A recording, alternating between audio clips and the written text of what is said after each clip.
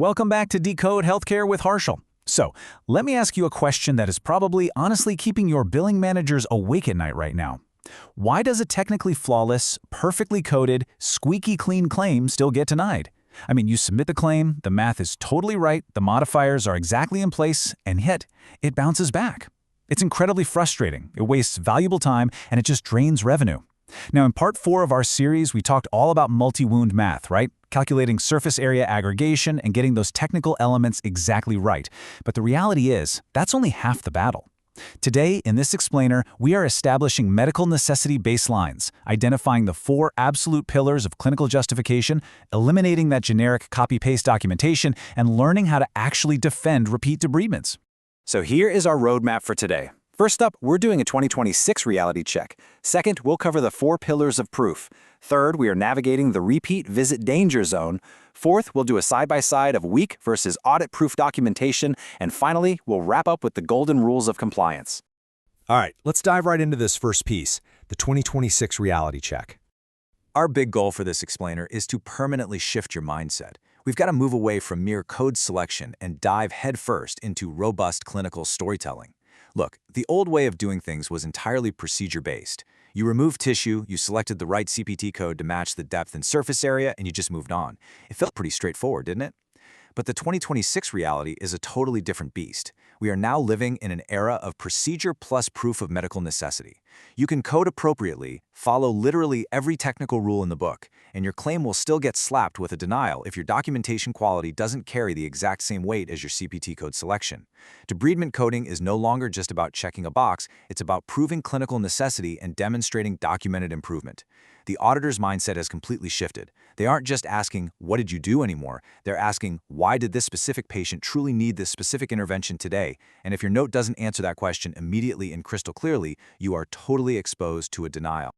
Okay, moving on to our second area, the 4 pillars of proof. Now that we know the landscape has completely changed, how do we actually prove medical necessity to an auditor, right? How do we build this impenetrable defense for our claims? Well, it all comes down to 4 mandatory medical necessity expectations. These 4 elements, they are your absolute, non-negotiable compliance checklist for every single patient encounter, period. Think of this framework as your ultimate armor against payer clawbacks. If any one of these expectations is missing, if it's vague, if it's incomplete, your claim is immediately in the danger zone. Let's actually break these steps down systematically, because the devil is in the details here, and these details are what separate a paid claim from a total audit nightmare. First up, the clinical reason for treatment today. And I mean today, not last week, today. Why is intervention required at this exact moment? What has changed or what's failed that makes debridement the only appropriate next step right now?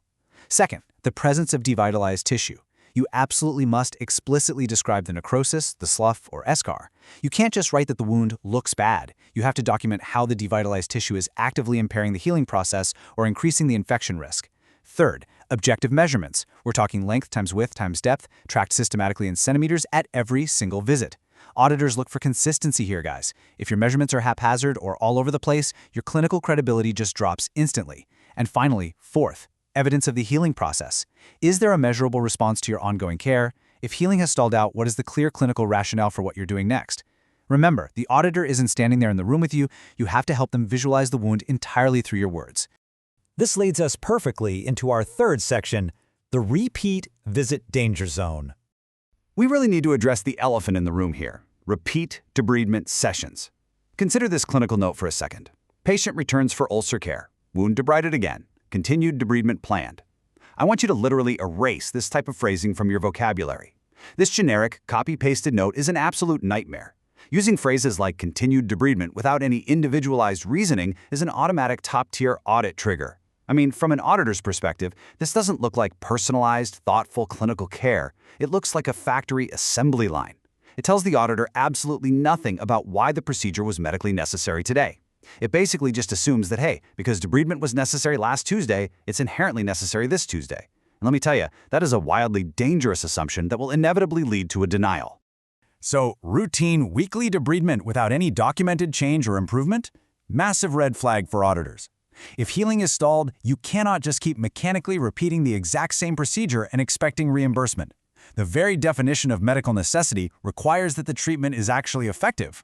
Payers are actively validating clinical progress across visits, they're looking at tissue layer depth, and they're assessing provider skill intensity. If the wound isn't getting any better, the auditor is going to ask, why are we doing the same thing? The provider must explicitly document the explanation for this delayed healing. Is there some underlying vascular issue we missed? Is the patient non-compliant with offloading? And even more importantly, what are the specific changes in the treatment strategy to address this stall? Payers want to see clinical agility here, not stubborn repetition. You absolutely have to justify the why on every single encounter. You need to defend your procedure by proving, on paper, that the devitalized tissue was actively increasing infection risk or literally physically blocking epithelialization. You must demonstrate that conservative or standard care was tried and it was found to be insufficient. Like, if you jump straight to an excisional debridement, why? What conservative measures failed to get you to this drastic point? Remember this critical rule. Every single session needs its own unique justification. Never, ever assume the auditor will just kindly connect the dots from a previous visit. They are not going to read yesterday's notes to guess today's reasoning. You have to connect those dots right there, explicitly in today's note. All right, let's look at Section 4, Weak versus Audit-Proof Documentation. Let's take all of this theory we've just discussed and actually put it into practice. We're going to look at the stark contrast between two real-world clinical notes. On one hand, we have our weak note, wound debrided again. It's vague, it's lazy, it lacks any clinical depth whatsoever, and it will unquestionably get denied in 2026. But listen to this audit-ready note. Plantar ulcer demonstrates persistent 30% adherent slough, impairing epithelial migration despite 2 weeks of offloading. Excisional debridement performed to remove devitalized subcutaneous fat. Wow, right? Now that is how you tell a clinical story. Notice the sheer density of information we packed in there. We have the specific percentage of slough, telling the auditor exactly how much of the wound is compromised. We have the clinical logic. It's actively impairing epithelial migration. We have the context that conservative care, specifically 2 weeks of offloading, was already tried and it failed. And finally, we have the specific depth of the tissue removed right down to the subcutaneous fat. This note perfectly visualizes the wound, it highlights the provider's thought process, and it makes the medical necessity absolutely undeniable. Which brings us to our final section for today, the golden rules of compliance. So, the crucial point here is that your documentation is literally your absolute armor. Let's consolidate everything we've unpacked today into 3 simple golden rules for 2026. Rule number 1. Every session needs its own unique justification. Treat every single visit like it is the very first time you are explaining this specific wound to the auditor. Rule number 2. Tell the full clinical story. Start with the current wound status. Clearly explain your clinical decision-making process. Detail the specific procedure performed, and then document the immediate outcome and the next steps.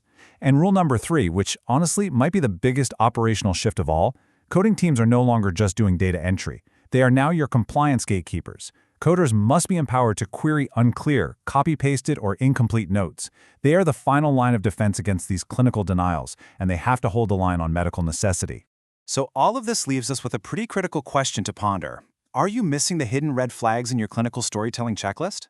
Are your notes accidentally inviting audits despite your best clinical efforts? Well, we're going to dig incredibly deep into that exact topic in Part 6, where we'll unpack the ultimate clinical storytelling checklist and reveal the most common documentation red flags that payers actively hunt for. Until then, keep your documentation audit ready. And as always, decode healthcare with Harshal. See you next time.